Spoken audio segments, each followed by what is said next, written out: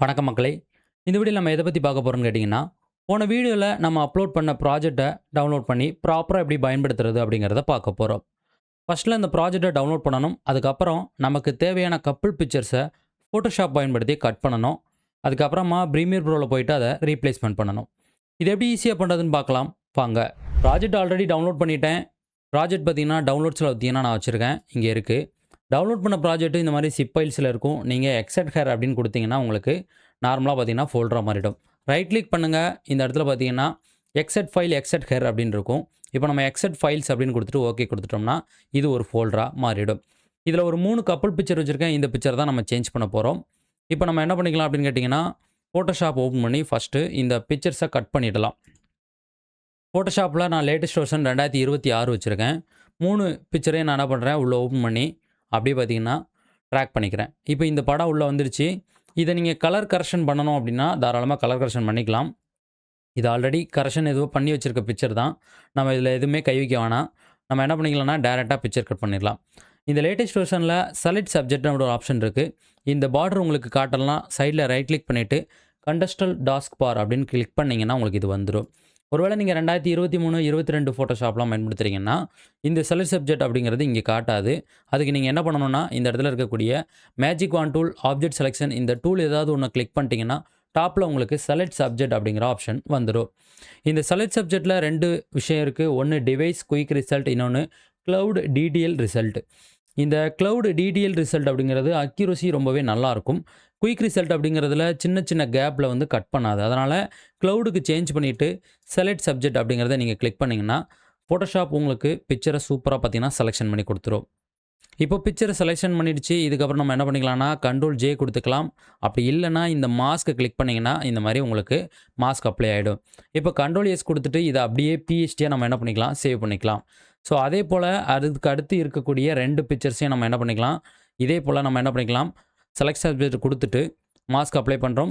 பிஎஸ்டியா save பண்ணிட்டு close பண்ணிக்கிறோம். திரும்ப இதுக்கு செலக்ட் சப்ஜெக்ட் அப்படிங்கிறத குடுக்குறோம். இந்த பிக்சர்ஸ் குளோஸ் ஆகுறதுக்கு ஷார்ட்கட் கண்ட்ரோல் டபிள்யூ. இப்போ நான் என்ன பண்றேன், இந்த மாரி மாஸ்க் பண்றேன். கண்ட்ரோல் எஸ் குடுத்துட்டு, எனக்கு வந்து அதே லொகேஷன்ல தான் சேவ் ஆகணும். சரிங்களா?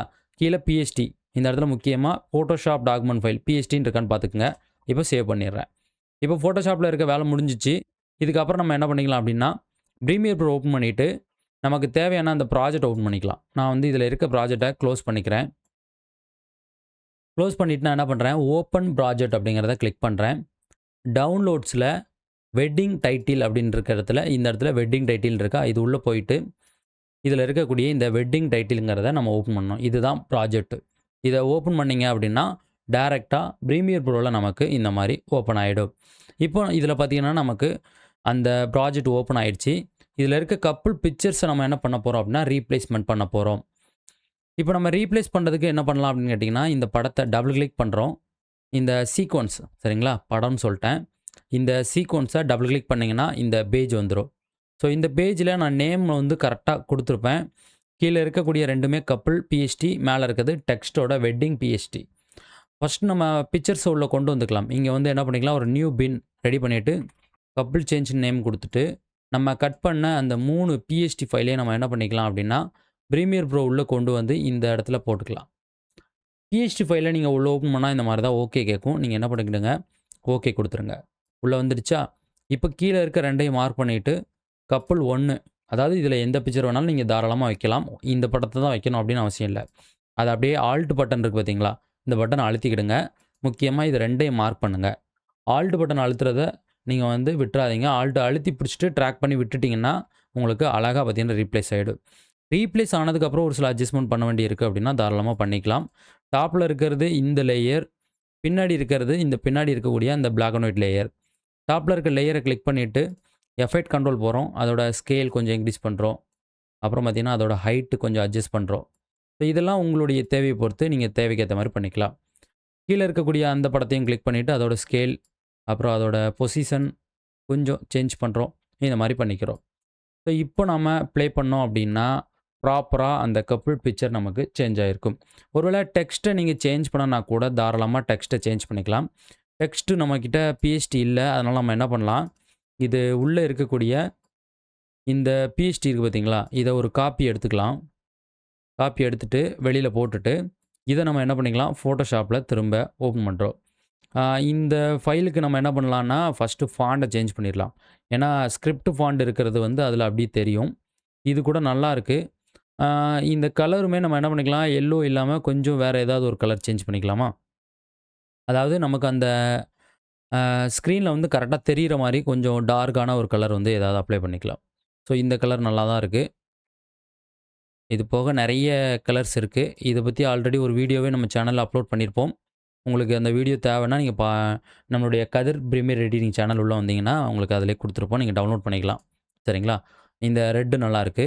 இப்போ இதை சேவ் பண்ணிட்டேன். சேவ் பண்ணிவிட்டு நான் என்ன பண்ணுறேன், திரும்ப இதை வந்து பிரீமியர் ப்ரோக்கு எடுத்துகிட்டு வரேன்.